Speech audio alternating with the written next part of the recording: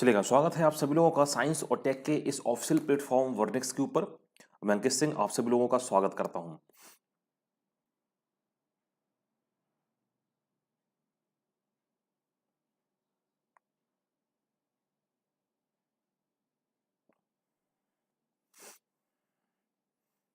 चलेगा। स्वागत है आप सभी लोगों का साइंस।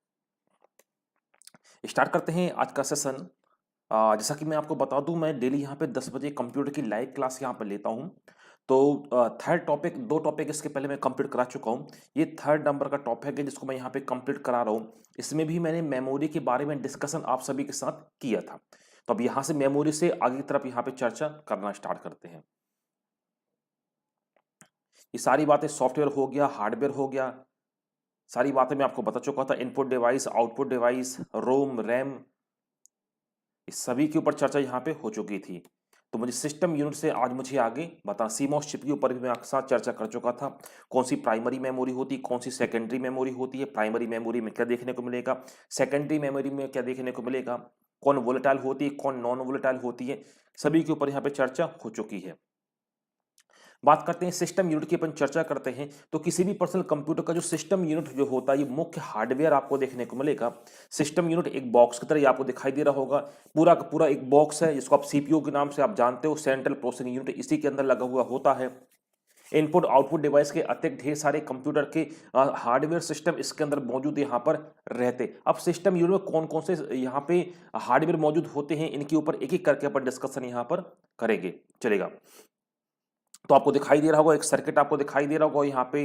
पहले एक एक करके मैं आपको निकाल के बताता हूँ उसमें से। अब बात करते हैं सिस्टम यूनिट के अंतर्गत आपको क्या क्या आपको देखने को मिलता है। तो सिस्टम यूनिट के अंतर्गत मुख्यतः जो आपको देखने को मिलेगा, तो पहला आपको देखने को मिलता है ये पावर सप्लाई आपको यूनिट आपको देखने को मिलेगा। पावर सप्लाई यूनिट देखिए, ये ऊपर की तरफ एक बॉक्स लगा हुआ है, ये देख पा रहे होगे आप। ये पावर सप्लाई यूनिट यहाँ पे आपको कहलाता है। इसके अलावा इसका मेन सर्किट जो आपको दिखाई देगा, जिसको आप मदरबोर्ड के नाम से आप जानते हो, तो यहाँ पर देखो एक पैनल लगा हुआ है, एक इलेक्ट्रिकल सर्किट यहाँ पे लगा हुआ है। ये पूरा का पूरा मदरबोर्ड कहलाता है। इसी के अंदर सभी जितने भी इलेक्ट्रॉनिक इक्विपमेंट है इसी के अंदर आपको मौजूद देखने को मिलेंगे। माइक्रो प्रोसेसर हो गया, मुख्य मेमोरी हो गया, और कई तरह की इसी में आपको ये पोर्ट आपको दिखाई दे रहे होंगे। जो मदरबोर्ड सॉकेट से यहाँ पर क्या है जुड़े हुए आपको यहाँ पर दिखेंगे। तो सिस्टम यूनिट की यहाँ पे चर्चा कर रहा हूँ। सिस्टम यूनिट के एक एक पार्ट की मैं आपको चर्चा कर रहा हूँ। तो बात करते हैं पहले मदरबोर्ड की बात करते हैं। देखिएगा, मदरबोर्ड को निकाल लिया गया है। मदरबोर्ड को निकाले, रैम के आपको आपको स्लॉट आपको दिखाई दे रहे होंगे। ये आपको प्रोसेसर यहाँ पे आपको दिखाई दे रहा है। तो बात करते हैं मदरबोर्ड, किसी भी कंप्यूटर का मेन सर्किट आपको बोर्ड देखने को मिलेगा। तो मदरबोर्ड के ऊपर बेसिक मैं आपको जानकारी यहाँ पर दे रहा हूँ। संपूर्ण कंप्यूटर मदरबोर्ड के इर्द गिर्द ही घूमता। क्यों घूमता है? क्योंकि इसी पर सारे सर्किट हो गए, इसी पर आपकी मेमोरी हो गई, इसी से ढेर सारे पोर्ट कनेक्ट होंगे, इसी से प्रोसेसर जुड़ा हुआ आपको देखने को मिलेगा। तो कंप्यूटर मदरबोर्ड पर सीपीयू, ये रोम देखो, रोम चिप हो गया, रैम हो गया, मेमोरी, सभी जितने भी जो इक्विपमेंट जो आपको दिखाई दे रहे हैं इसी मेन सर्किट के ऊपर ही लगे हुए होते, इसको यहाँ पर मदरबोर्ड बोला जाता है। तो आप बोल सकते हो कि मदरबोर्ड किसी भी कंप्यूटर की रीढ़ की हड्डी भी आप सामान्यतः कह सकते हो। क्यों? क्योंकि इलेक्ट्रॉनिक सर्किट का एक पूरा जाल इसी के ऊपर आपको बिछा हुआ दिखाई देगा, जो कहलाया कि आपका मदरबोर्ड। बात करना चाहूंगा मदरबोर्ड में जो आपको डायग्राम के अलावा मैं आपको बताऊं और ढेर सारी बातें आपको देखने को मिलेंगी। मदरबोर्ड कंप्यूटर के अन्य उपकरण जैसे इनपुट डिवाइस हो गया, आउटपुट डिवाइस हो गया, हार्ड डिस्क हो गया, सीडी ड्राइव हो गया, साउंड कार्ड, वीडियो कार्ड, ये सभी के सभी जुड़े हुए होते हैं, मदरबोर्ड से जुड़े हुए आपको यहाँ पर देखने को मिलेंगे। भविष्य में हार्डवेयर उपयोग भविष्य में दूसरे अन्य हार्डवेयर उपकरणों को जोड़ने के लिए मदरबोर्ड पर एक्सपेंशन स्लॉट भी आपको देखने को मिलेंगे, जहाँ पे आप इसको बढ़ा सकते हो या कम भी आप कर सकते हो। जैसे मैंने बेसिक एग्जांपल आपको दिया, रैंडम एक्सेस मेमोरी का दिया, रैम के स्लॉट आपको जो देखने को मिलते हैं, यहाँ पे जो रैम बढ़ सकती है दिखाई दे रहे होंगे, रैम बढ़ जाएगी, रैम कम हो जाएगी, सारी बातें आपको यहाँ पर देखने को मिलती हैं। चलेगा। बात करते हैं, कल एक चर्चा यहाँ पे हो रही थी कंप्यूटर बस के ऊपर हो रही थी। तो कंप्यूटर बस है क्या? तो अब आपको क्लियर यहाँ पे समझ में आएगा।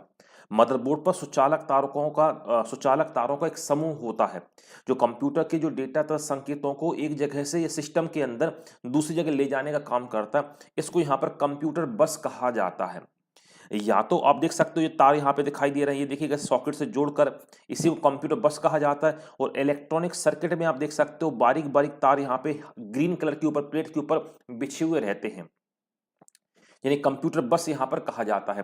कंप्यूटर तथा कंप्यूटर सिस्टम के अंदर हार्डवेयर और पेरिफेरल डिवाइस के बीच में जो इंफॉर्मेशन जो होती, सूचनाओं का आदान प्रदान करने का जो काम जो होता है, इसी कंप्यूटर बस के द्वारा यहाँ पर किया जाता है। तो कंप्यूटर बस के माध्यम से इंफॉर्मेशन आसानी से यहाँ पर पहुंचती है। आपने सीपीयू को ओपन देखा हुआ हो तो आप देख सकते हो कुछ बारीक बारीक तार इस स्ट्रिप जो होती है उसके अंदर आपको देखने को मिलेंगे।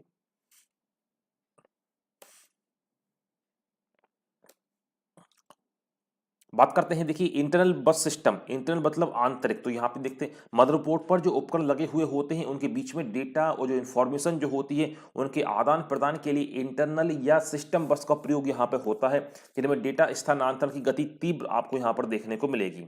सिस्टम बस जो होती है इनको तीन टाइप से यहाँ पे डिवाइड किया गया है। जो बस सिस्टम जो होता है, पहला डेटा बस, दूसरा एड्रेस और तीसरा कहलाता है कंट्रोल बस, आपको यहाँ पर देखने को मिलेगा। एक डायग्राम बना हुआ है, डायग्राम में आप देख सकते हो क्या है, सिस्टम बस लिखा हुआ। सिस्टम बस में क्या क्या शामिल होता है, इसमें एक कंट्रोल बस, एड्रेस बस और डेटा बस। जो कंट्रोल बस जो होता है सीधा मेमोरी से अटैच होगा। एड्रेस देखिएगा, एड्रेस सीपीयू से अटैच हो रहा है, सीपीयू के माध्यम से आदान प्रदान यहाँ पे हो रहा है। हालांकि सीपीयू से कंट्रोल बस भी अटैच है। इनपुट आउटपुट डिवाइस से आप देख सकते हो डेटा, एड्रेस, कंट्रोल तीनों यहाँ पर अटैच होते हैं। तीनों को मिला के यहाँ पर सिस्टम बस कहा जाता है। तो बेसिक सी इतनी जानकारी है कि इसके माध्यम से आप सूचनाओं का आदान प्रदान आसानी से कर सकते हैं। दूसरा कहलाता है एक्सटर्नल कहलाता है। एक्सटर्नल बस कहलाता है तो यहाँ पे आपको देखने को मिलेगा जो एक्सटर्नल बस जो होता है ये पेरिफेरल डिवाइस जैसे कीबोर्ड, माउस, मॉनिटर, प्रिंटर, इन सभी को जोड़ने के लिए हार्डवेयर, सीडी ड्राइव हो गया आदि मदरबोर्ड के साथ ये जोड़ने का काम करता कौन, एक्सटर्नल बस सिस्टम। इसमें डेटा स्थानांतरण की जो गति अपेक्षाकृत इंटरनल की अपेक्षा थोड़ी सी धीमी होती है, क्योंकि बाहर सर्किट के माध्यम से ये जोड़ने का ये काम करता है। तो कंप्यूटर बस सिस्टम को दो कैटेगरी में बांटा गया, एक इंटरनल और दूसरा एक्सटर्नल। थर्ड यहाँ पे आपको देखने को मिलेगा, आप जिसको आप बोलते हो सीपीयू, इसका कई बार पूरा नाम भी पूछा जाता है सेंट्रल प्रोसेसिंग यूनिट, या इसी को आप क्या बोल देते हो, माइक्रो प्रोसेसर के नाम से जानते हो। याद करिएगा, मैंने आपको बता ही चुका हूं, मैं पहले आपको पढ़ा भी दिया मैंने। 1970 में पहली बार इंटेल कंपनी ने इसको यहाँ पर आविष्कार किया था, माइक्रो प्रोसेसर का। मदरबोर्ड सर्किट के ऊपर देखिएगा एक आपको एक बॉक्स आपको दिखाई देगा, इसको यहाँ पर माइक्रो प्रोसेसर कहा जाता है। इसको आप निकाल के आप देखोगे, निकालना मत, उसमें ढेर सारे आपको पिन आपको दिखाई देगी, पिन स्लॉट के अंदर फंसी हुई रहती हैं। सीपीयू को देख सकते हो मस्तिष्क बोला जाता है, या कुछ लोग उसको हृदय भी बोलते हैं कंप्यूटर का। ये कंप्यूटर के सभी कार्यों को नियंत्रित करता है, निर्देशित करने का एक कार्य करता, साथ ही उनको समन्वित करने का भी कार्य करता कौन, सीपीयू। डेटा को निर्देश के अनुसार प्रोसेस करना, ये सभी कार्य सीपीयू के द्वारा ही संपन्न होते हैं। तो इसलिए कुछ लोग उसको कंप्यूटर का मस्तिष्क बोल देते हैं, कुछ लोग यहाँ पे उसका हृदय भी इसको कहा जाता है। सीपीयू है क्या, ये आपको दिखाई दे रहा होगा, ये देखो इंटेल कंपनी का ये माइक्रो प्रोसेसर। सीपीयू एक सघन इंटीग्रेटेड सर्किट चिप होता है जिसके अंदर जिसे माइक्रो प्रोसेसर भी कहा जाता है। देखो इंटेल इसलिए लिखा कि 1970 में पहली बार इंटेल ने ही बनाया था, उसके बाद फिर ढेर सारी कंपनीज इसमें कूद गई इसको बनाने के लिए, माइक्रो प्रोसेसर को बनाने के लिए। तो किसी माइक्रो प्रोसेसर में करोड़ों इलेक्ट्रॉनिक उपकरण बने हुए होते हैं। यह प्रोसेसर कंप्यूटर मदरबोर्ड के ऊपर यहाँ पर इनबिल्ड होता है, उसको वहाँ पर लगाया जाता है, इनबिल्ड उसको वहाँ पर लगाया जाता है। मैंने आपको बोला था ढेर सारी बारीक बारीक आपको पिन उसमें आपको दिखाई देती है। तो पहला क्वेश्चन पूछा गया है कि सीपीयू का पूरा नाम क्या है, तो सेंट्रल प्रोसेसिंग यूनिट, इसी को बोलते हो माइक्रो प्रोसेसर। दूसरा क्वेश्चन, माइक्रो प्रोसेसर का आविष्कार पहली बार किसने किया था, तो 1970 में ये आपको देखने को मिलेगा। पहली बार एक कंपनी थी, कंपनी का नाम था इंटेल, उसने पहली बार इसको यहाँ पर इनबिल्ड किया था, पहली बार इसको यहाँ पर बनाया था। जो माइक्रो प्रोसेसर जो होते हैं यहाँ पे ढेर सारे आपको इलेक्ट्रॉनिक सर्किट आपको देखने को मिलते हैं। और जानकारी यहां पर दी गई है, सीपीयू स्टोर्ड प्रोग्राम या स्टोर्ड प्रोग्राम इंस्ट्रक्शन के आधार पर यहां पे काम करता है। प्रोसेसिंग से पहले वह डेटा निर्देशों को सीपीयू में बने रजिस्टर में अस्थायी तौर पर यहां पर स्टोर करने का काम होता है। तो छोटा सा एक आपको जो सर्किट जो आपको दिखाई दे रहा है, देखो आपको हाथ बना हुआ दिखाई दे रहा होगा, इसमें ढेर सारे पिन होते हैं, यही माइक्रो प्रोसेसर कहलाता है। इसी को ही आप सेंट्रल प्रोसेसिंग यूनिट के नाम से आप जानते हैं। सीपीयू रजिस्टर में स्थित निर्देश के अनुसार डेटा प्रोसेसिंग के लिए अंकगणितीय और तार्किक कार्रवाई यहाँ पे की जाती है। अब सीधी सी बात है, इसी को आपने बोल दिया माइक्रो प्रोसेसर, तो ये दोनों ही काम यहाँ पे करेगा। मैथमेटिकल ट्रीटमेंट, जैसे आपने बोला कि 2+2 कितना होगा, या लॉजिकल ऑपरेशन, लॉजिकल ऑपरेशन मैंने बोला कि 2 और 3 में से बड़ा कौन है, तो मैथमेटिकल और लॉजिकल दोनों ही जो ऑपरेशंस है इसी माइक्रो प्रोसेसर में यहाँ पे आपको देखने को मिलेंगे। डेटा प्रोसेसिंग के जितने भी जो कार्य होते हैं सीपीयू में ही आपको संपन्न होते हुए दिखाई देंगे। इसीलिए इसको मस्तिष्क या ब्रेन या हार्ट इसको लोग कहा जाता है। अब सीपीयू के काम क्या होते हैं, सीपीयू काम मैं आपको बता देता हूँ, जितने भी मैंने काम आपको डिस्कशन किए उन्हीं को समराइज यहाँ पे कर दिया है। विभिन्न प्रक्रियाओं का क्रम को यहाँ पे निर्धारित करना, प्रेफरेंशियल ऑर्डर को यहाँ पे निर्धारित करना, कंप्यूटर के विभिन्न उपकरणों को नियंत्रित करना, उन निर्देश देना, ये भी सीपीयू को काम आपको देखने को मिलेगा। कंप्यूटर हार्डवेयर तथा सॉफ्टवेयर के बीच समन्वय, कोऑर्डिनेशन स्थापित करना, इनपुट डेटा को निर्देशानुसार प्रोसेस करना, ये सभी के सभी जो कार्य जो आपको दिखाई दे रहे हैं ये सीपीयू के कार्य हैं जो अभी तक मैं आपको बताता हुआ आ रहा था। सीपीयू के बारे में और जानकारी मैं आपको बता दूं। अब इस सीपीयू को 3 कैटेगरी में डिवाइड यहाँ पे कर दिया है। कौन कौन सी, पहला यहाँ पे डिवाइड कर दिया कंट्रोल यूनिट, दूसरा है अरिथमेटिक एंड लॉजिक यूनिट, और तीसरा आपको देखने मिलेगा मेमोरी रजिस्टर। तो एक एक करके इनके ऊपर चर्चा यहाँ पे करते हैं। तो आप देख सकते हो सीपीयू आपको दिखाई दे रहा होगा, ये ALU arithmetic and logic unit, ये हो गया आपका कंट्रोल यूनिट, और तीसरा हो गया मेमोरी।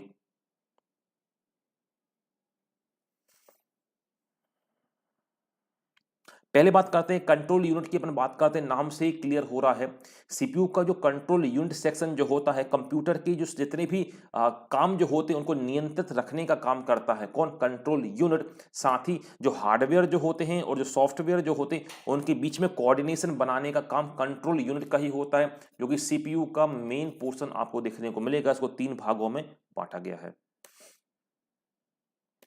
सेकंड की चर्चा करता हूं, उसके पहले और जानकारी कंट्रोल यूनिट के बारे में। कंट्रोल यूनिट में सीपीयू के द्वारा जितने भी जो कार्य संपन्न हो रहे हैं उनकी सूची आपको देखने को मिलेगी, जिसे इंस्ट्रक्शन सेट यहां पे कहा जाता है।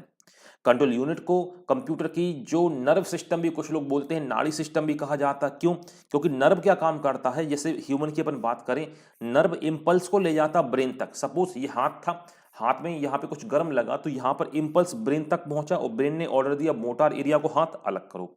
तो वैसे ही कंट्रोल यूनिट क्या काम कर रहा है, जो इंस्ट्रक्शन को कहां पर ले जा रहा है, सपोज किसी सॉफ्टवेयर के माध्यम से किसी हार्डवेयर को इंस्ट्रक्शन दिया कि भाई ये काम होना चाहिए, यानी सॉफ्टवेयर के माध्यम से प्रिंटर को इंस्ट्रक्शन मिला कि प्रिंट आउट निकालिएगा, तो ये भी इंस्ट्रक्शन ले जाने का काम यहाँ पे कर रहा है। तो बेसिक जितने भी एग्जाम में कई बार क्वेश्चन आपको देखने को मिलेगा, जो कंट्रोल यूनिट जो होता है इसको यहाँ पे नर्व सिस्टम या नाड़ी तंत्र भी इसको कहा जाता है, क्योंकि सीपीयू का ही ये भाग आपको यहाँ पर देखने को मिलता है। आप देख सकते हो कंट्रोल यूनिट के बारे में जानकारी दी, मेमोरी और एएलयू सीधा यहाँ पे अटैच होता है। इनपुट आउटपुट जितने भी डिवाइस आपको यहाँ पर देखने को मिलेंगे, तो ये जितने जो कोऑर्डिनेशन करने का काम, यही कंट्रोल यूनिट का ही काम आपको देखने को मिलेगा। ये देख सकते हो 2 आपको लाइन दिखाई दे रही है, रेड वाला बता रहा डेटा ट्रांसफर, तो मेमोरी से एएलयू में, एएलयू से मेमोरी में। अब इनपुट डिवाइस से मेमोरी में, मेमोरी से इनपुट डिवाइस में, वैसे एएलयू से यहाँ पे डेटा ट्रांसफर हो रहा है। और ये जो ब्लैक एरो बता रहे कंट्रोल करने का काम कर रहा है, तो कंट्रोल यूनिट देखो मेमोरी को कंट्रोल कर रहा है, एएलयू को कंट्रोल कर रहा है, और आउटपुट डिवाइस को भी यहाँ पे कंट्रोल करता हुआ आपको यहाँ पे दिखाई देगा।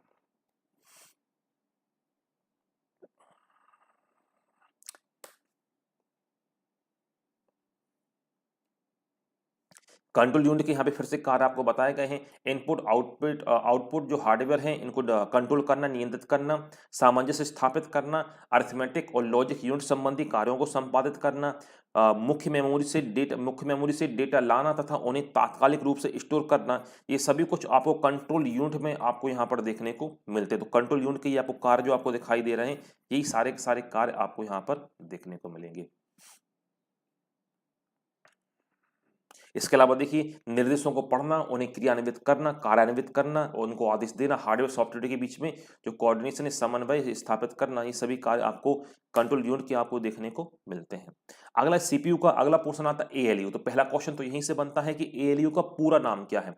तो एएलयू का पूरा नाम आपको देखने मिलेगा अरिथमेटिक एंड लॉजिक यूनिट। इसका एएलयू का पूरा नाम आपको यहाँ पर देखने को मिलता है। डेटा प्रोसेसिंग का वास्तविक काम जो एएलयू के द्वारा ही यहाँ पे किया जाता है, या डेटा को कंट्रोल करने से प्राप्त निर्देश के सभी प्रकार के गणितीय मतलब लॉजिकल और जो मैथमेटिकल ट्रीटमेंट ये सभी के सभी एएलयू के द्वारा संपन्न होते हैं। एक छोटा सा एएलयू का सर्किट यहाँ पे आपको दिखाई भी दे रहा होगा। ये भी सीपीयू का ही या प्रोसेसिंग यूनिट का ही भाग आपको यहाँ पर देखने को ये मिलेगा। अब एएलयू को दो भागों में फिर बांटा गया है। पहला कहलाएगा एयू अरिथमेटिक यूनिट और कहलाएगा एलयू लॉजिक यूनिट। अब मैंने अभी आपको बता दिया है। एयू डेटा पर जो मूलभूत अंक गणितीय जोड़ने घटाने से आपको संक्रियाएं आपको देखने को मिलेंगी।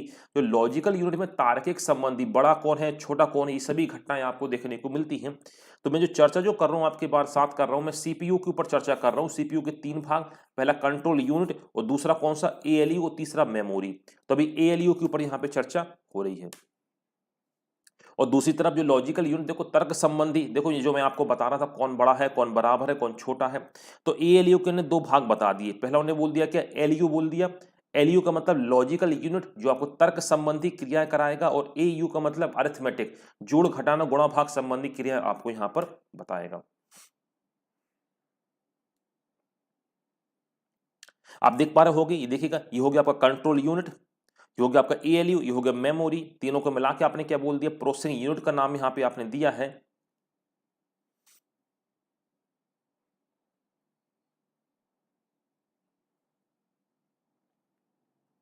और इसके पहले मैं मेमोरी के बारे में आपके साथ डिटेल में चर्चा कर चुका हूं। मेमोरी के बारे में सारी बातें मैंने आपको बता दी। प्राइमरी मेमोरी क्या है, सेकेंडरी मेमोरी क्या है, इन सभी के ऊपर मैंने डिटेल में चर्चा की है। तो मैं आपको बता दूं, मैं आपको बता रहा हूं फंक्शन ऑफ कंप्यूटिंग, आपको बता रहा हूं कंप्यूटर की क्रियाविधि, कंप्यूटर कैसे काम करता है, इसके ऊपर मैं आप सभी के साथ यहाँ पर डिस्कशन करता हूँ। मैं आपको बता दूं डेली इस प्लेटफॉर्म के ऊपर मैं एक लेक्चर डिलीवर यहाँ पे करता हूँ कंप्यूटर का। इसके अलावा साइंस का लेक्चर यहाँ पे चल ही रहा है डेली इस प्लेटफॉर्म के ऊपर। मैं आप सभी को बता दूं 10 बजे मैं आपके साथ डिस्कशन करता हूं कंप्यूटर के ऊपर। कंप्यूटर के ऊपर डेली मैं 10 बजे यहाँ पे एक लेक्चर लेता हूं। शाम के समय 9:30 बजे एक लेक्चर होता है जहां पर मैंने स्टार्ट यहाँ पे कर दिया है ऑर्गेनिक केमिस्ट्री। आज से स्टार्ट होने वाला है ऑर्गेनिक केमिस्ट्री। जितने भी जो कॉम्पिटिटिव एग्जाम है, जितने भी आप कॉम्पिटिटिव एग्जाम आप देखते हो, चाहे आपका यूपीएससी हो, पटवारी हो, आपका संविदा हो, स्टेट पीएससी हो, अदर राज्यों के जितने भी एग्जाम है जहां पर साइंस और टेक अच्छा खासा पूछा जाता है, इन सभी एग्जाम को मैं यहाँ पे कवर कराने का पूरा प्रयास करता हूँ। मैं ढेर सारे कंसेप्ट आपको बताता हूँ, बेसिक वनडे एग्जामिनेशन से लेकर हायर एग्जामिनेशन तक के मैं कंसेप्ट में आपको यहाँ पर डिस्कशन आपके साथ कराता हुआ चलता हूँ। और इसके अलावा मैंने एक 12th बैच भी यहाँ पे स्टार्ट किया है, 12th बैच सीबीएसई वालों के लिए। यहाँ पर मैं सीबीएसई बायोलॉजी कंप्लीट यहाँ पे करा रहा हूँ। बहुत ही जल्द मैं केमिस्ट्री भी यहाँ पे कंप्लीट कराऊंगा। तो जो भी लोग मुझे यहाँ पर देख रहे हैं, बिल्कुल आना चाहते हैं, पढ़ना चाहते हैं, बिल्कुल आप आ सकते हैं। साइंस और टेक का स्पेशल चैनल है वर्नेक्स, ऑफिशियल चैनल ही है। तो वर्नेक्स को आप प्लीज़ आप लाइक शेयर सब्सक्राइब बिल्कुल आप करिएगा। और जो भी आपके साथ वाले सहपाठी लोग तैयारी कर रहे हैं उनको बिल्कुल आप शेयर करिएगा। तो मैं 3 लेक्चर आपको बता दिए। मॉर्निंग के टाइम पर मैं कंप्यूटर के ऊपर डिस्कशन करता हूँ। रात को 9:30 बजे मैं यहाँ पे साइंस के ऊपर डिस्कशन कर रहा हूँ। और 8:30 बजे में ये क्लास यहाँ पर हो रही है 12th पास आउट वाले बच्चों के लिए हो रही है, जहाँ पर मैं बायो के ऊपर डिस्कशन आप सभी के साथ कराता हूँ। चलेगा, तो मुलाकात होगी सभी लोगों से रात में 8:30 बजे। यहाँ पे 8:30 बजे 12th में की जो क्लास होगी बायो क्लास होगी। और रात में अपन बात करेंगे ऑर्गेनिक केमिस्ट्री की बात करेंगे। ये ऑर्गेनिक केमिस्ट्री यूपीएससी से लेके बेसिक जितने भी एग्जामिनेशन है उन सबको कवर करती हुई